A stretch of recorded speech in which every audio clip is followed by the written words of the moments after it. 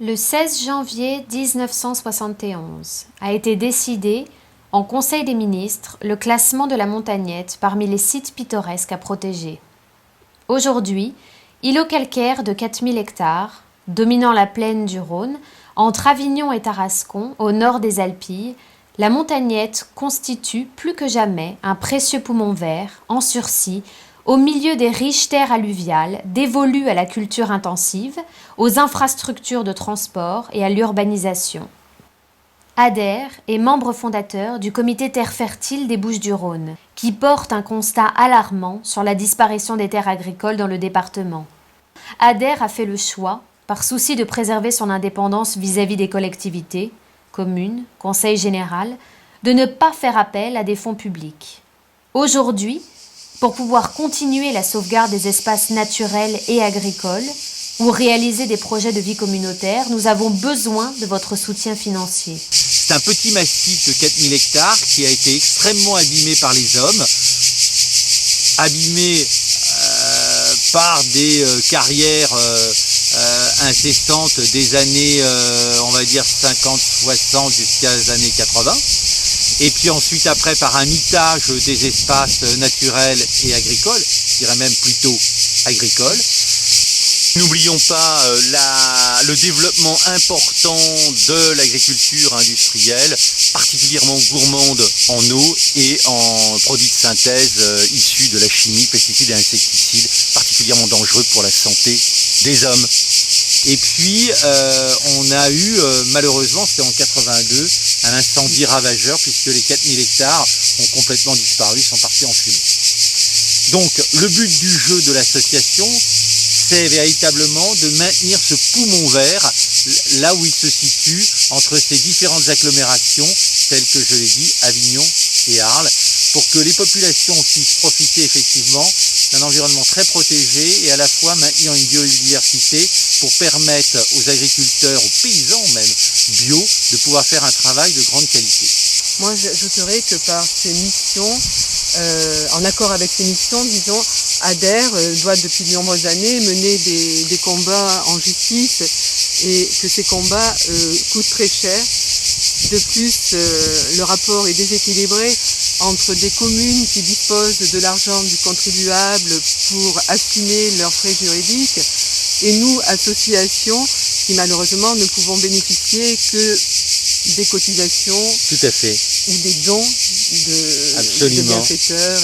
Absolument. Mais je crois, et rappelle-moi que on a eu quand même de très beaux succès, puisque on a permis à ce que dans une opération de développement de zones artisanales, tout soit annulé au piémont de la Montagnette, en cours de cassation. Il nous avait amené dans le Conseil d'État. Tu as entièrement raison, le Conseil d'État. Oui. Et là, on a gagné, ce qui a fait que l'ensemble des permis ont été annulés dans le cadre de la loi paysage. On s'implique dans une participation citoyenne dans tout ce qui est élaboration effectivement des plans locaux d'urbanisation. Ici, nous sommes dans le cadre d'un comité de suivi. Une entreprise donc a obtenu la possibilité de réhabiliter une ancienne carrière. C'est ce qu'on appelle ici une CL3. Donc on y vient déposer des matériaux qui ne sont plus actifs. On va donc rencontrer sur ce site de réhabilitation Damien, qui va vous expliquer pourquoi il a adhéré à l'association Adair, l'association de défense de l'environnement rural. Bonjour, médecin généraliste à Rognona et fervent randonneur dans la Montagnette, j'ai pu constater les dégâts occasionnés à ce milieu fragile. Mon adhésion à Adair est donc un engagement militant pour la préservation de ce coin de paradis dont je me sens redevable vis-à-vis de nos enfants. L'on va rattacher cet espace-ci avec cet espace-là. Et donc la végétalisation va permettre de reconstituer la totalité de l'Adré. Et nous menons cette action en partenariat avec l'entrepreneur et bien évidemment sous l'égide de l'État. Aujourd'hui, on vient sur le site de Gratte-Semelle, sur la commune de Tarascon. Donc sur les derniers points humides de la montagnette. Globalement, en PACA, on connaît les grandes zones humides. Par exemple, la Camargue, on a à proximité. Et en dehors de ça, en dehors de ces grandes étendues humides, globalement, ça reste une région qui est très pauvre en milieu humide. Donc là, d'avoir ça dans un environnement qui est extrêmement aride, on est dans un milieu type garrigue, avec des influences méditerranéennes fortes, d'avoir ce point d'eau sur un site aussi où la vie est si dure à se développer, c'est absolument remarquable, c'est extraordinaire. Et en plus, on y a trouvé une diversité dans le groupe des amphibiens absolument fantastique. Et on pense, les discussions que nous, de notre côté, on a avec des scientifiques, avec des spécialistes de ce groupe-là, avec certains grands herpétologues, on s'accorde pour dire qu'il n'y a aucune équivalence ailleurs en région PACA en termes de diversité dans ce groupe.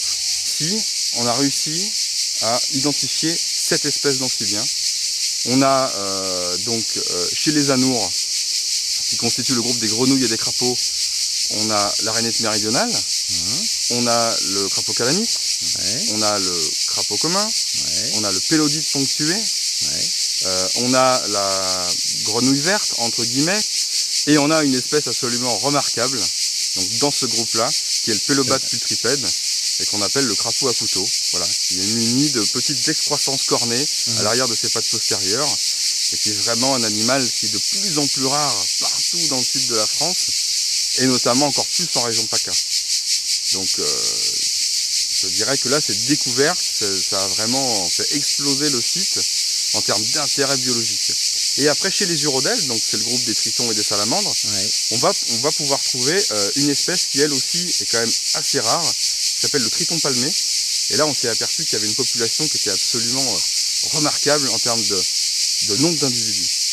Alors là, on va quitter ce lieu, qui est donc très proche d'une exploitation agricole, qui est même collé à une exploitation agricole, et on va basculer de l'autre côté, et on va voir donc ce qui était une ancienne décharge, que l'ADER a demandé, en tout cas il y a eu une mise en œuvre extrêmement importante sur 10 ans de réhabilitation. On a vu qu'on y a déposé tout et n'importe quoi pendant une trentaine d'années, donc on peut imaginer que dès lors qu'on va faire rentrer des engins sur ce site pour procéder à une dépollution, potentiellement on va pouvoir faire remonter à la surface énormément de choses nocives. Donc là on a déjà, je dirais, c'est un peu le sommet de l'iceberg, donc il faut vraiment y aller avec des pincettes, mais en tout cas à minima je pense qu'il faut déjà enrayer complètement cette pollution aux hydrocarbures, parce que les flux continuent à disperser en masse, je dirais, parce qu'on en a localisé plus d'une dizaine sur ce site, disperser des hydrocarbures. Donc là, déjà, dans un premier temps, il faut vraiment agir sur ce point-là, et puis que le propriétaire puisse aussi quand même prendre conscience de cette pollution et aider, en tout cas, au processus de dépollution. Il faut que les associations se réunissent, se mobilisent, il faut que les pouvoirs publics également se mobilisent pour préserver au mieux ce patrimoine. Donc on se doit de plus communiquer et de mieux communiquer par rapport à ce que nous faisons jusqu'à présent. Exactement, je pense que c'est essentiel pour le maintien de ces espaces. Déjà il faut informer, il faut diffuser la connaissance pour par la suite mieux la préserver et en tout cas sur du plus long terme, partir sur une logique à long terme.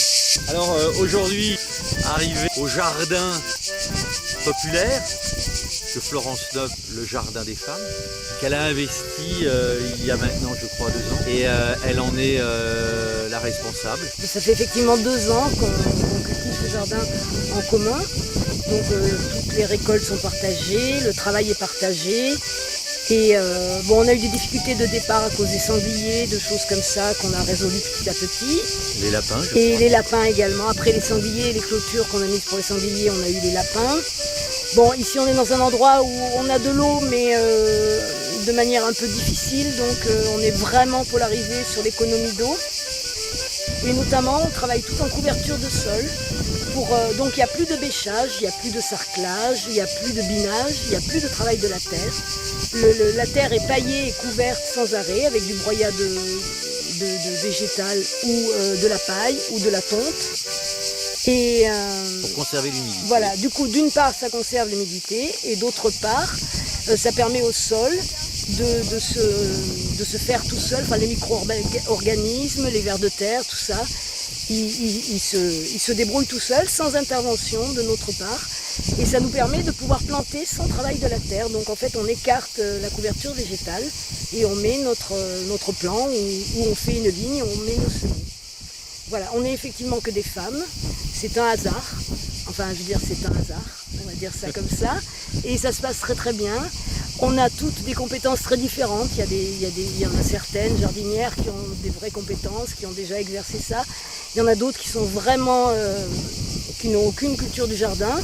Mais on a réussi à trouver un mode de fonctionnement où tout le monde s'y retrouve. Ça fait vivre 6 familles et plus, ça serait difficile. Enfin, je veux dire, il fait 1200 mètres, je pense, il me semble.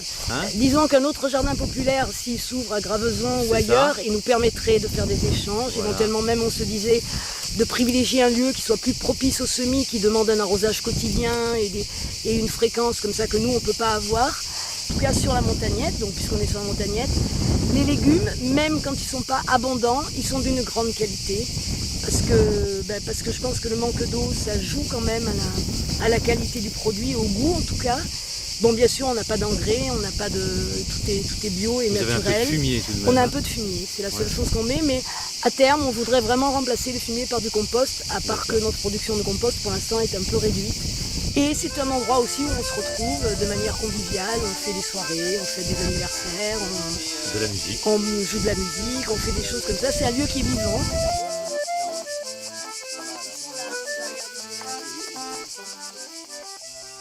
C'est quand même l'association qui permet ce genre de projet, on est tout à fait conscient que c'est grâce à elle qu'on a pu avoir ce jardin collectif et avec des gens qui ont une sensibilité à l'environnement et au cadre particulier de la montagnette, parce que c'est quand même un cadre absolument idéal pour faire un jardin. Et je crois que toutes les jardinières qui font partie de ce jardin sont très reconnaissantes à l'association. Et c'est quand même une des grandes réussites, je trouve, de l'association. D'autant que ça va se faire certainement dans d'autres communes. Enfin, on est en train de le monter. Et ça permettra aussi entre nous un échange de services, de graines, de choses comme ça, de prendre une dimension plus importante, quoi. Voilà. On voit bien que l'ADER a un engagement total et entier sur ce petit territoire de la montagnette de 4000 hectares.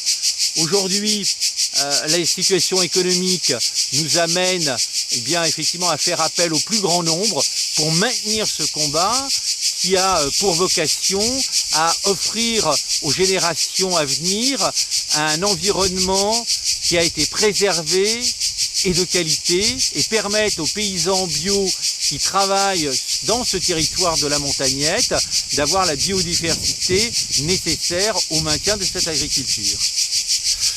Donc, en vous engageant à nos côtés, en nous soutenant financièrement, vous permettez à cet espace de continuer à vivre et permettez à un grand nombre de la population voisine à venir s'y détendre, puisqu'on a quand même énormément d'Avignonnais qui viennent ici effectivement passer des moments de détente, voire même des moments sportifs. On vous remercie pour votre écoute et j'espère qu'on se retrouvera très prochainement sur les lignes d'internet ou bien directement au cœur de la montagnette pour une découverte effectivement en compagnie des adhérents de l'ADER. Vous voulez peut-être dire autre chose? Moi, je voudrais ajouter qu'en fait, ADER est habilité à délivrer des reçus de dons. Ah oui. Ouvrant droit à une réduction d'impôt. Avec l'agrément que nous avons. Avec l'agrément que nous avons. D'accord, donc ça permet une déduction fiscale de 66%. D'accord, voilà, parfait. Le trésorier avait raison, il rappelle quand même que tout ça peut s'avérer être un cadeau.